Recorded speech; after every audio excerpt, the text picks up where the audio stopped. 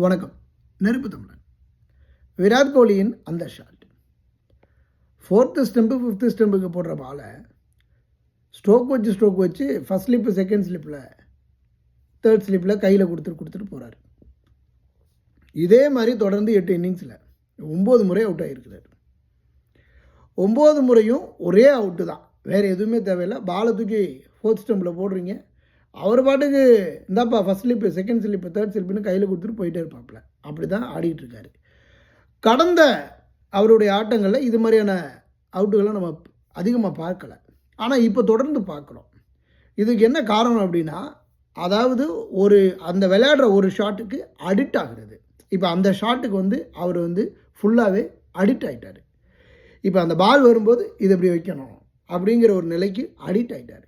ஆனால் சச்சின் டெண்டுல்கர், ராகுல் டிராவிட் போன்ற மூத்த வீரர்களிடனுடைய ஒரு அட்வைஸை கேட்டாவே இவர் அதிலிருந்து தன்னை திருத்தி கொள்ள முடியும். ஆனால் விராட் கோலி அப்படின்னா இன்றைக்கி ஒரு ரன் மிஷின், அவர் ஒரு பெரிய வளர்ந்து வரும் வீரர்.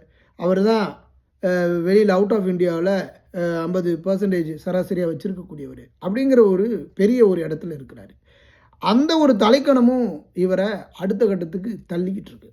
இப்போது கண்ணு தெரியாத குருடன் கூட அந்த 4th ஸ்டெம்பில் வர ஷாட்டை இப்படி அடிக்க மாட்டான். ஒன்று வெல் அவுட் பண்ணலாம், அந்த பாலை விட்டுறலாம், ஃப்ரீயாக விட்டுறலாம்.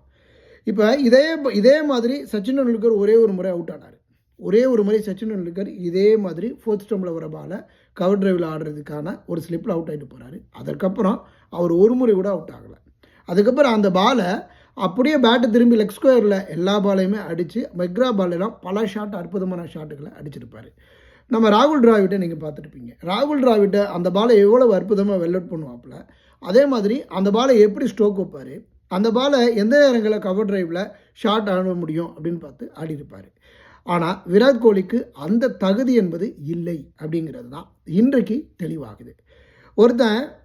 ஒருத்தனுக்கு ஒரு திரைப்படம் ஓடிக்கிட்டே இருக்கும், அது ஏதோ நல்ல நேரங்க சுக்கிரதிசை இருக்குங்க அப்படிங்கிற மாதிரி அவனுக்கு ஓடிக்கிட்டு இருக்கும். அதுக்கப்புறம் பார்த்தா கொஞ்சம் காலம் ஓடாது, அதுக்கப்புறம் தான் தெரியும் இவனுக்கு ஒன்றுமே நடிக்க தெரியாது போல் அப்படின்னு. அது மாதிரி இப்போ விராட் கோலியினுடைய விளையாட்டை நம்ம எல்லாருமே பார்த்தோம், ரசித்தோம். ஆனால் தன்னுடைய இவ்வளவு ஆண்டுகள் அனுபவம், அவருடைய 20 ஆண்டு 25 ஆண்டு அனுபவங்கள் வைத்திருக்கக்கூடிய ஒரு விளையாட்டு வீரர், சின்ன வயசுலேருந்து விளையாடுவார்.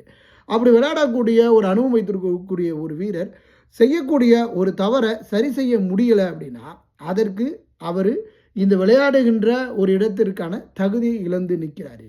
இப்போது ஒரு பாக்ஸிங் டெஸ்ட் கவாஸ்கர் டிராஃபியை இழப்பதற்கு மிக முக்கிய காரணம் ரோஹித் சர்மாவும் விராட் கோலியும் தான். இந்த 2 பேரினுடைய கேவலமான ஒரு விளையாட்டு தான் இந்த ஒரு நிலைக்கு தள்ளப்பட்டிருக்கு. விராட் கோலியினுடைய அந்த ஷாட் அவருக்கே